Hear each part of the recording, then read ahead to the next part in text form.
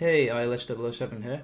In this really short video, I'm going to show you how to use Analyzer, get it installed and set up, ready to go, and to show you how easy it is to get studying within a matter of minutes really, and how to make the most out of the software so that you really get all of its benefits. So, basically to start with, you want to go to professionalpokersoftware.com. On this page you'll see an installation for Analyzer, and then just save it, which I've already done. And after you save the installation file, just double click and go through the on-screen procedure to get it installed on your computer. It should take a matter of seconds. After you've done that, you're going to see a very nice icon looking like this, which you just double click on. And when you log in for the first time, you may get a pop-up window asking for some details, such as your email address and some other stuff, just so that the software can be registered to you. And you'll initially get a free trial, I think for 7 days at the moment, and after that you'll have the option of whether you want to continue using the software and buying a license, which should be really cheap. At the moment I think there's going to be a promotional offer until the end of the year with I think the cheapest option might be about $3 a month, and then if you want to get it on an annual basis, then just $20. So it's really one of the cheapest software out there other than the free ones, and I think for the majority of players, even low stakes players, should be able to see a really big benefit for the price that's being asked. And for me personally, the software came about simply because there was something that I really felt like I needed, but it didn't exist, but it felt like it should exist. So I spoke to a software developer and said, hey, this would be really useful, and he basically made it, which was awesome. So this is Analyzer, and at first glance you may not know exactly what you need to do, but it's very user friendly. Basically all this stuff at the bottom are going to be the filters that you want to look for. So you're going to have a big hand history folder with all of your tournaments in, and from that you're wishing to study various hands that are important to study, and you can basically set the filter depending on what it is you want to look at. So for example, you could say that I only want to look at tournaments that I played that were $60 games. Well, then you could just type 60 to 60, or you might just want to check all buy-ins, and then you could just leave it at the default. And then there's just various other ones as well. So what blind level was the hand played at? If you want to look at a specific blind level in a sit and go, for example, maybe you know that in an 18-man the blind level when you get to the bubble kind of stages might be somewhere in the ballpark of big blind 400, 600, 800, that kind of thing. And that way you can just cut out all of the early game that you weren't interested in on that occasion, and some of the kind of like more heads up type of stage. And then on the other hand, if you were just wanting to look at early game, you might make the maximum blind level up to maybe, you know, big blind 50 or something, for example. And then there's various other ones, like was it a big hand in terms of how many chips you won or lost, how many players were at the table. So if you wanted to look at short-handed play, or specifically a certain type of bubble, or heads up itself, it's going to be really useful. You can get straight to it just by doing that. Just checking out your bust hands and getting rid of all the others, just tick this box. You can do that as well. So yeah, I'm sure that's pretty obvious. Now I'll just quickly show you how to get it configured so that you can get straight into using it. Basically, you want to make 3 folders, just put them on your desktop. So here's one, and we're going to call this one filter folder. And then 2, it's going to be the hand history folder. And then 3, it's going to be results folder.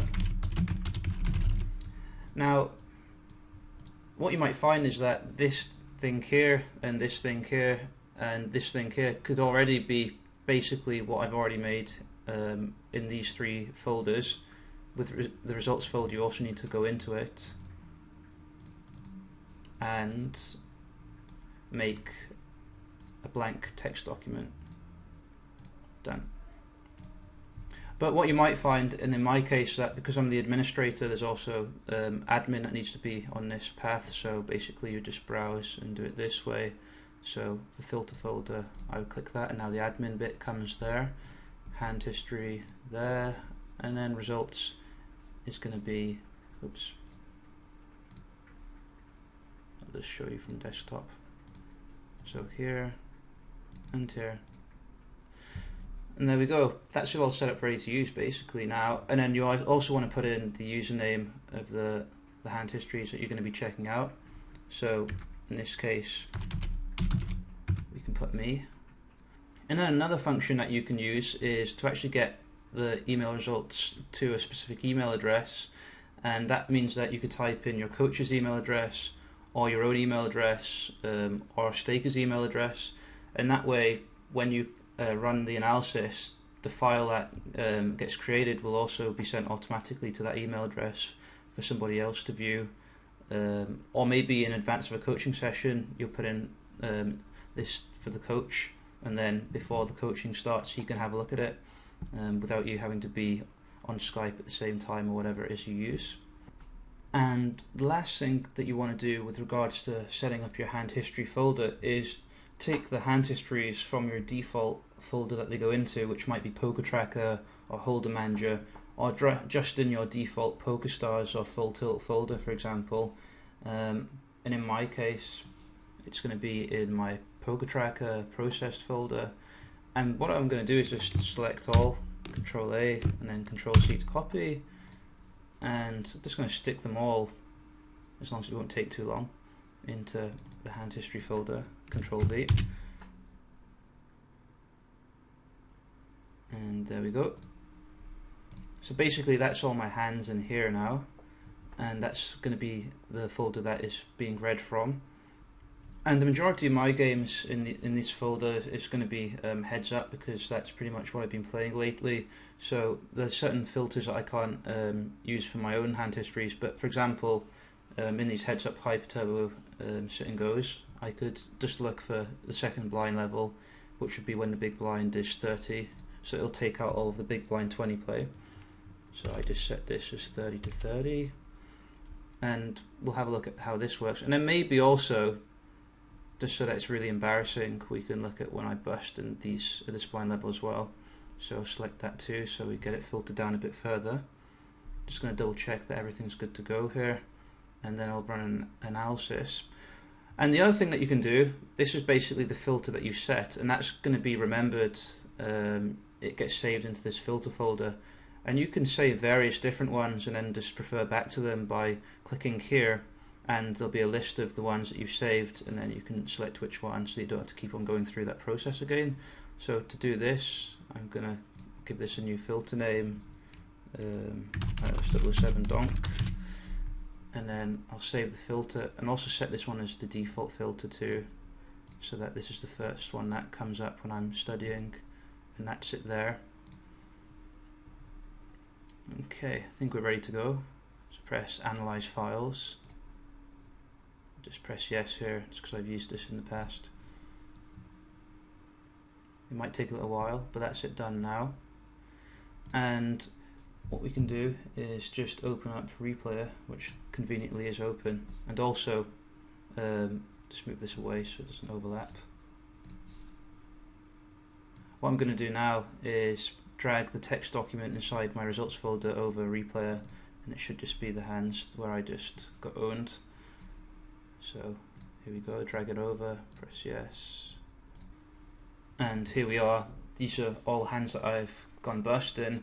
Not sure why these are showing green. That usually means that it was a hand you won, but I'm certain that these are all ones that I lost. So just to show you on this, for example, I lost, let's see, yep. And if we just keep scrolling along, just to keep an eye on where it says blinds, it'll just be 30 each time. So it's nicely filtered. And what we might want to do now is run a different filter. What you want to do when you run another filter is basically go to the text document inside your results folder, which is this, and just make sure it's emptied, because it's got all these hands in from your previous search. You want them to be removed, so Control A, delete, save. So it's now empty again. It means that when you do a new search, it's just going to put in all the hands from the new search instead of having all the ones from the previous search. So I'll go through this again, but I'm going to make a new filter for big blind 20, for example, and where I didn't lose, let's say it's where I won 500 chips. Actually, where I won or lost 500, so this will either be where I went bust or where I won the tournament straight away. You could just leave this, because these are heads-up hyper games where you start with 500 chips. And I'm going to give this a new name. Gambler. Save filter. And this one's not the default. The default when you log in would be the donk one. So we've got Gambler 1 and we've got donk 1. And you can see there the different name and the different filter. It goes from 30 to 20. So yeah, this is the one that we wanted to check. Press analyze files. Yeah, I think everything else is good to go. What you will want to do is, if you've got the file name for the results folder the same as what it was before, this new text document, you might need to close replay, because replay is using that same file name. So just close that. Now press analyze files. Work some magic. That's it done. I'll just reopen replay again.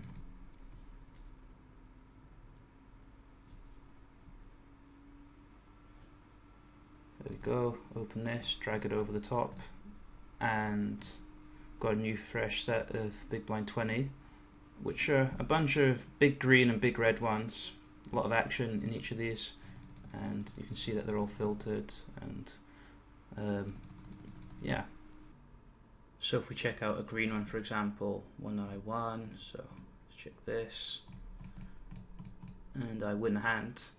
There's some other stuff that you can explore just by putting in some different filters and playing around with it a bit, but that's pretty much it.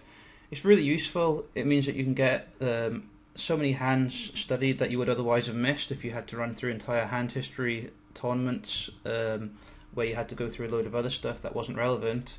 And it also means that in terms of scheduling coaching, it just saves a lot of time, because the coach can prepare in advance and you don't need to both be online at the same time to get that stuff negotiated. So I really do think that it's going to save you a lot of time behind the scenes, and it's going to identify a few spots that otherwise we're just not getting looked at. So hopefully this has given you a pretty easy demonstration of how the software works, and I wish you the best of luck. Cheers.